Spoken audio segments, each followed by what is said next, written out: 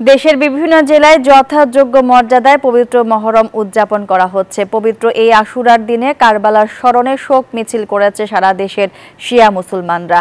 মিছিলে শোকের প্রতীক হিসেবে কালো পতাকা, ব্যানার, পাঞ্জা প্রদর্শন করা হয়।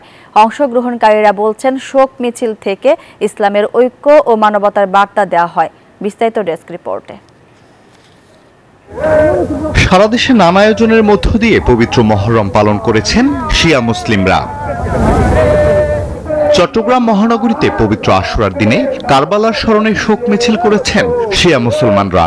সদরঘাট ইমামবাড়া থেকে মিছিলটি শুরু হয়ে নগরের বিভিন্ন সড়ক প্রদক্ষিণ করে। মিছিল থেকে ইসলামের ঐক্য ও মানবতার বার্তা দেন সদরঘাট ইমামবাড়ার পেশ ইমাম মাওলানা আমজাদ হোসেন। শোক মিছিলে নগরের শিয়া সম্প্রদায়ের নারী পুরুষ সহ বিপুল সংখ্যক মানুষ অংশগ্রহণ করেন। মিছিলে শোকের প্রতীক হিসেবে কালো পতাকা, ব্যানার, পাঞ্জা প্রদর্শন করা হয়।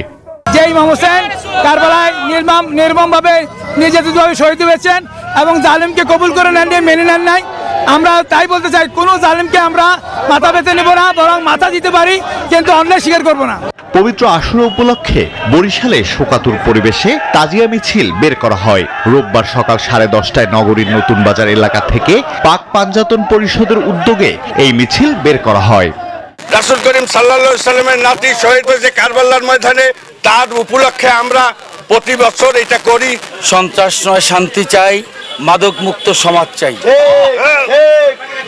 শিয়া কিংবা সুন্নি নয়, আমরা সবাই মুসলমান, এটাই মোদের পরিচয়। রাজশাহীতে যথাযোগ্য মর্যাদায় পালিত হয় দিনটি।